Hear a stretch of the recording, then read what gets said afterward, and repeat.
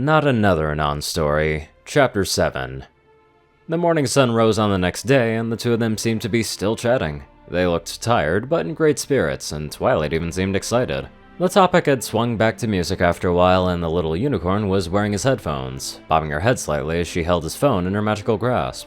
And you're saying that the life sequence is called the Fibonacci sequence where you're from? She asked, with one ear exposed to open air to hear him, the other covered as she took notes in a writing pad, also floating in her aura as she indulged in a bit of cultural exchange. Yeah, and these guys incorporated it into the song. Pretty cool, right? He said with a small smile, as he watched her enjoy a small slice of his home, feeling at ease as he observed her indulgence. Her face lit up and she smiled a bit wider. I think I hear where they're doing it. That's really clever, she said, as she set her notepad and pencil down and simply enjoyed the music. Manon contentedly allowed her to continue enjoying herself for a while. Honestly, she was sort of adorable when she was like this and not being a massive pain in his ass.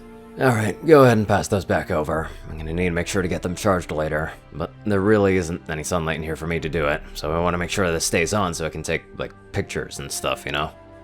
Pictures of what? She asked, reluctantly pulling his headphones off and hovering his things back down onto the table, where he walked over to pick them up as she gave him some space before returning to his cot, raising the phone and smirking as he captures a shot of her pouting.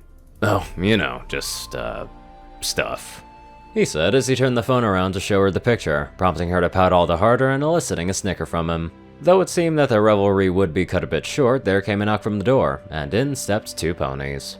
One was a unicorn stallion, a dull gray in coloration with a gray mane and steely gray eyes. He had a cutie mark depicting a red book, wearing a small pair of round glasses, and sporting a white bow tie and black collar.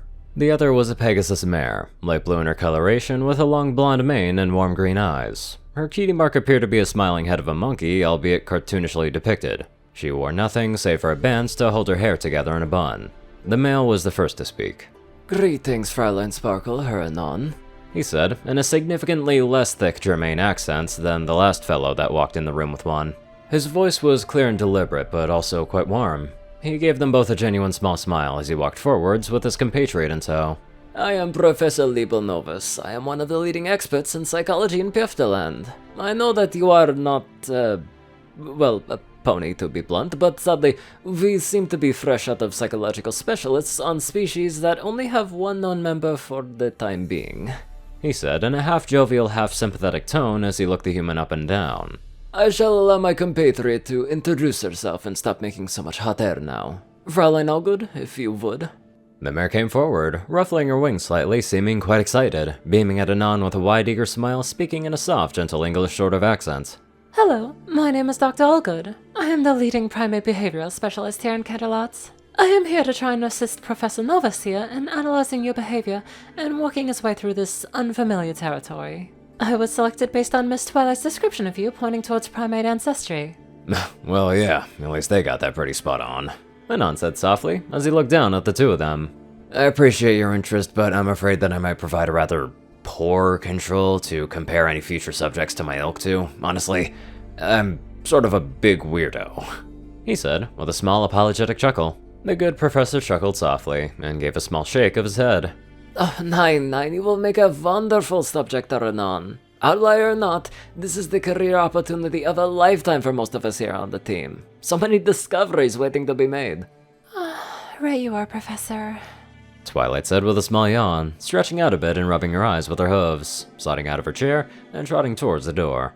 I'll get out of your manes for now. Try not to be too rough on him. We spent all night, tucking, she said, as she slipped out of the door with a soft click as it closed. The two scientists turned to watch her leave, then turning to face him, both giving slightly amused looks, Dr. Goodall speaking up first. Well, someone seems friendly with you. I was watching the two of you overnight, you know. It was quite adorable, really.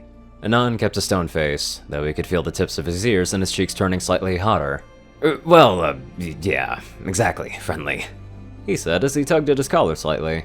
We're simply good friends, nothing more, he said more firmly, standing up from his cot and stretching out slightly with a soft grunt. Oh yeah, sure, I'm very sure, she said, smirking softly at him as her compatriot also gave a knowing, slightly amused glance his way before clearing his throat. Now, no need to tease the poor colt, Allgood. We have a job to do here. Anon, please go ahead and lay back down on that cot for me. I'm going to ask you some questions. Oh god. Anon said softly, as he slowly laid back down onto his cot and gave a small sigh. Alright, Doc, do what you gotta do, I guess, he said, running his hands through his hair. Quite. The doctor said, as he took a seat in one of the chairs near the table, bringing it as close as he dared before settling in and taking out a notepad and a pen. Let us begin, shall we? Okay, we are going to start with some simple word association. I will give you some words, and you will tell me what the first word you think of is, no matter what it is, okay? He said softly, as he leaned in slightly, pencil and notepad once more at the ready. Anon gave a small sigh and nodded, humming as he rubbed his face. Yeah, alright. Go on, Doc, hit me. Life. Death. Gem. Stone. Play. Work. Feather. Wait. Philly. Hood. Uh, The doctor gave him an odd look, one brow raised. Anon responded confused, unsure what was so odd about it. What, like a childhood when you're young? He explained more. Is that not the word for it? Sorry, I don't know the etymology at play yet. Oh, nein, you are right, that is the word for it. He said, sounding oddly relieved at the other's explanation before continuing. Cupcake. Muffin. Hey, burger. Hamburger. The professor paused again. Context, please? Anon's eyes widened slightly at this. Oh, sorry, it's a burger made from beef or pork, depending on who you ask. Novus's eyes widened and he seemed mildly upset by this for a moment, before regaining his composure and resuming his course. Bright. Light. Sapphire. Ruby. Taco. Bell. What? Oh, come on! He said, sounding slightly exasperated as he sets his pencil down again. Sorry, it's a restaurant where I'm from. Not amazing, but good enough for the cheap price point. The doctor gave a soft sigh. It's fine. I suppose being from elsewhere, you might have associations that would not make immediate sense. But let us continue. Ear. Phone. Map. Map. Zero. Hero. Water. Fire. Dirt. Worm. Book. Read. Harmony. Unity. Town. Ship. Covenant. Ark. Reborn. Return. Chill. Burn. Stallion. Man. Tragic. Magic. Interesting. Very interesting. The doctor said, putting away his notepad. I am not sure how to approach you as a client just yet, so I will start simple. I want you to keep a journal of sorts. I want you to write about your daily interactions with any ponies you might spend time around that sticks out to you, and how those interactions made you feel and your thoughts on them. If you happen to have any revelations in regards to said interaction that you wish to share, please do not hesitate to do so as well. Fraulein Sparkle can have them sent to me via her assistant with a little difficulty if I remember correctly, and we will go over them on your next visit, sure? Anon gave a small non-committal shrug and nodded his agreement. I suppose that works for me. I would be fine with doing that if it makes your job a bit easier. And of course, Dr. Allgood here will be observing you from a distance on and off as well, so not as to disturb your natural patterns of behavior and taking notes, which she will be discussing with you during your visit as well. I'm sorry. For a moment it sounded like you said that this nice mare was going to be routinely stalking me. Sure, that's what they said, silly. Do you need a Q-tip? He asked as he looked over at the mare in question, who waved at him kindly. I am very sorry if it poses any sort of inconvenience, of course, Anon. But it is best if I allow you to proceed about your day as naturally as possible, so that I do not influence your actions when interacting with others in the moment. I promise you will never know I am there. Yeah, sort of what I'm worried about, to be honest. I swear that if we have an incident, I'm going to be very cross with you, he said, grumbling and crossing his arms, looking away as he gave a small pout. Then it is settled, Professor Novus said, standing up from his chair. Anon, I will allow you to gather your things. The princess's student should be waiting for you outside in the hallway. We should have a rough compilation of all the data that we have acquired so far to be sent to you and her within a few days if you would be interested in looking it over yourself. You know what? Fine. That sounds like an interesting read. I'm sure Twilight would also enjoy giving it a look over, he said, grabbing his things and preparing to leave. The stallion and mare shot each other a small, knowing look, just in time for him to look up and see it, and be fairly embarrassed about it, rubbing the back of his neck. Would you please stop that? Interspecies relationships are very taboo in my culture for the most part, I will have you know. She is my friend. I can't even hug her. She might have a heart attack or something. Oh yes, and I am sure that it must be very difficult for you, he said, raising an eyebrow as if stowing away that little nugget for later. But we are, how you say, off the clock? Go enjoy your day, coin your blessings. You have a big bag of bits to spend and a friend who cares about you very much. All things considered, I would say you are quite a lucky fellow, eh? Anon stopped for a moment, nodding and smiling at them with a small nod. Yeah, I guess I am. Thanks, Professor, he said softly, as he marched his way out of the room and down the hallway, where Twilight did in fact seem to be waiting for him. Somewhat anxiously, in fact. As he approached, she smiled up at him, seeming glad that he was there. Well, about time that they finished with you. Anything interesting happen? No, not really, but I'm hungry as fuck though. Haven't had anything to eat since last night.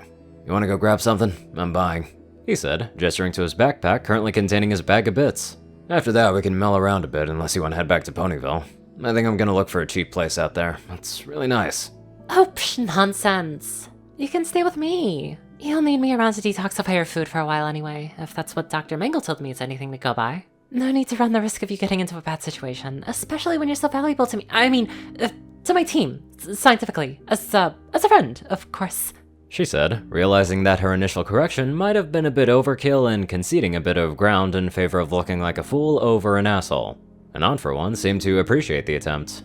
Well, alright. I suppose if that's what you really want, I can check up with you for a while, but how are we gonna cohabitate when I can just move the machines in the basement back to my Canal lab space and let you stay down there for a while until we can figure something out to insulate ponies from your anti-arcane properties, she said, starting to trot off towards the exit end of the hallway, seeming satisfied enough with her conclusion as Anon followed behind. So then, where do you want to go? Donut Joe's, McDonkey's, Burger Princess? I think I'll let you pick this time. Go nuts, he said softly, giving her a gentle smile from behind her, hoping that she didn't see how pleased he was with the idea of their little outing. Whatever you want, Twi. Whatever you want. I love how those two were teasing Anon. It's just so easy. Shit, man, as soon as you say some raunchy shit, oh man, that's when hell breaks loose. Anyways, let's get on to our classy donators. Top donators: TacoCat598, Peter Coulthard, J Tinman, Darkside, Gauntlet, and Only One Thing. Zar630, Strix, Rayden, Narwhals, Black Moonheart, Drake Lovedragon, Pastel Skies, Austin Roland, Crazy Killer 557, Stu Hex, Will, James Burner, Dospo, Delta Omega, Jack Hadge, Runescythe 9852, Leslie Perkett, Hunter Norman, Stephen Bingham, LineGod12, and many more magical people. Thank you all so much for watching this video and live life to the fullest.